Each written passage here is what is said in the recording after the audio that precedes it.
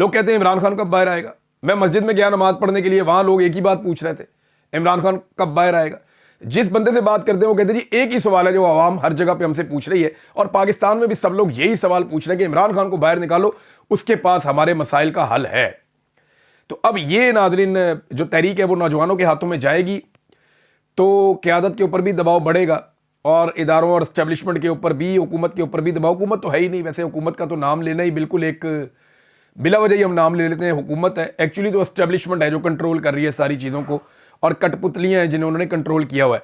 नाज़रीन, 2 अमरीकी जो कांग्रेसमैन है वो पाकिस्तान आए, और उनके पाकिस्तान आने के बाद जो है वो रुला पड़ा हुआ है। बहुत सारे जो हैं वो सोशल मीडिया के ऊपर लोग उनको पैगामात भिजवा रहे हैं, सोशल मीडिया के ऊपर ट्रेंड चल रहा है, और अंग्रेज़ी के अंदर उनको ट्वीट करके कहा जा रहा है कि पाकिस्तान के अंदर डेमोक्रेसी बहाल होनी चाहिए, रिजीम चेंज ऑपरेशन में जो नुकसान हुआ उसके ऊपर बात हो रही है।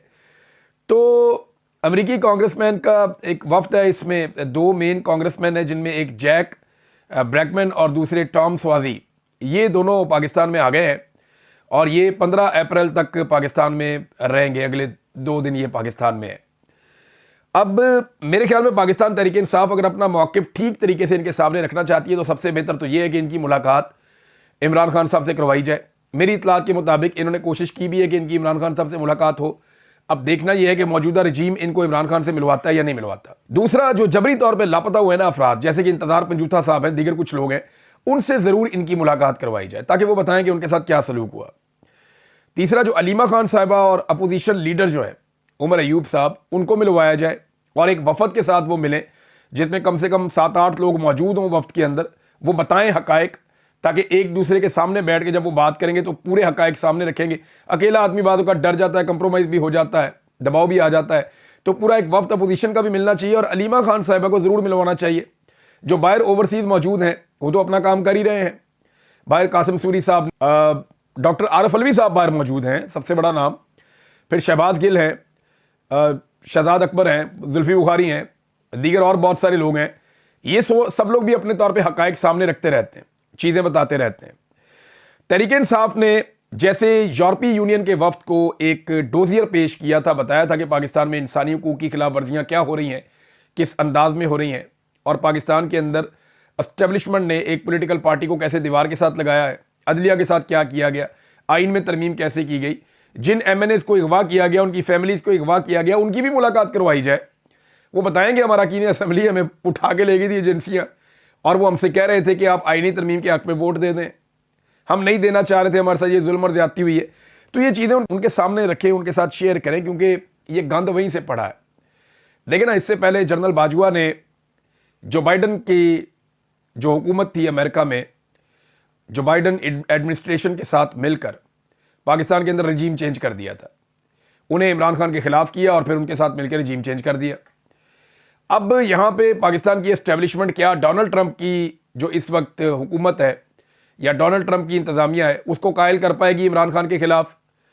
तो इसी के साथ जोड़कर लोग मादनियात वाले बिल को भी देखते हैं, और इसी के साथ जोड़ के लोग ये देखते हैं कि मुलाकातें चल रही हैं। तो यहाँ पाकिस्तान तहरीक इंसाफ को बड़े मोहतात तरीके से सही हकायक सामने रखने पड़ेंगे।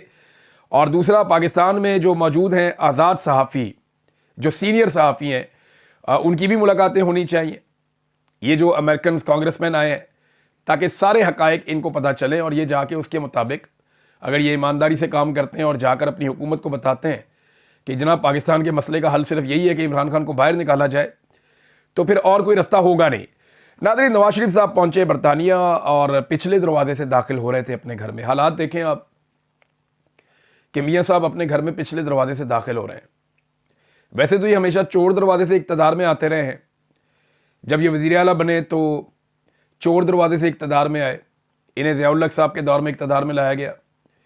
फिर ज़िया उल हक के बाद जब दोबारा IGI बनी तो ये मिलिट्री एस्टेब्लिशमेंट के साथ मिलकर बहुत सारी जमातों को इकट्ठा करके तो चोर दरवाजे से इक़्तिदार में आए, पीठ में छुरा घोंपा इन्होंने अपने सीनियर सियासतदानों के।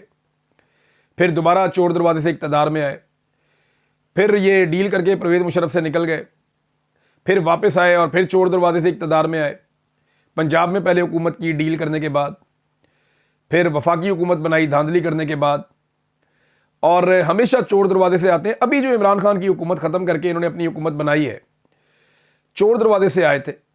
चाहे ये PDM 1 की हुकूमत हो, PDM 2 तो फॉर्म 47 के ऊपर खड़ी है।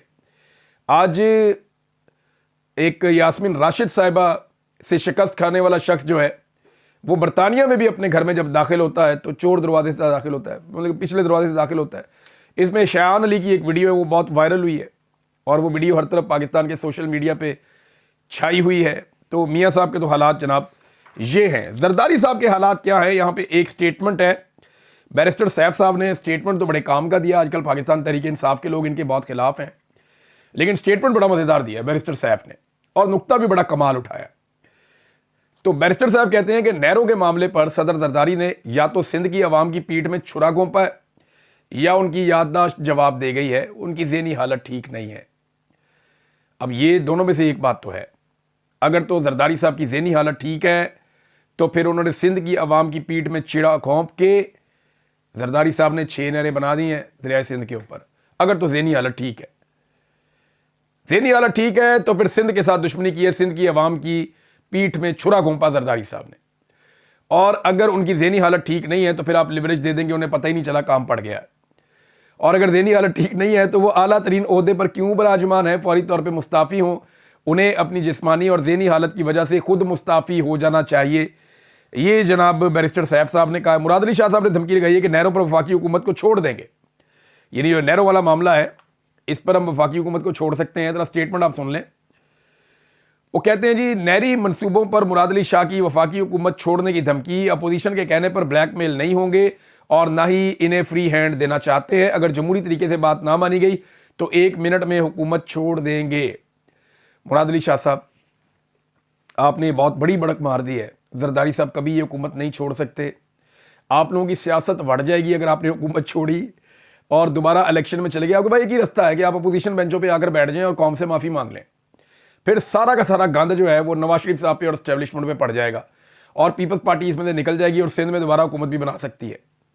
लेकिन अगर पीपल्स पार्टी इस तरह गेम करेगी कि उधर भी खेलना और इधर भी खेलना है तो इलेक्शन जब भी होगा पीपल्स पार्टी बहुत बुरी तरह फंसेगी, क्योंकि सिंध के अवाम और पीपल्स पार्टी के बारे में ये बात जानते हैं कि इन्होंने हमारे साथ धोखा किया है। और नाज़रीन, एक और बड़ी मज़ेदार खबर है। ये खबर आप देखें कि पाकिस्तान तहरीक इंसाफ के इलेक्शन जो चीफ इलेक्शन कमिश्नर है वो मानता ही नहीं है। काजी ने बल्ले का निशान भी छीन लिया था। इधर पीपल्स पार्टी के इलेक्शन हुए जी, वो भी बहुत बड़ी पार्टी है, किसी को पता ही नहीं चला। पूरे पाकिस्तान में कानो कान खबर ही नहीं हुई, किसी ने कोई सवाल ही नहीं उठाया, ना इलेक्शन कमिश्नर ने उठाया, ना जनाब सुप्रीम कोर्ट ने उठाया, किसी ने पूछा ही नहीं, इंतखाबी निशान भी नहीं छीना। पीपल्स पार्टी की जानिब से बड़ी खामोशी से इस्लामाबाद में इंट्रा पार्टी इंतखाबात का इनेकाद हुआ। बिलावल जरदारी पाकिस्तान पीपल्स पार्टी के 4 साल के लिए chairman, Humayun Khan secretary general और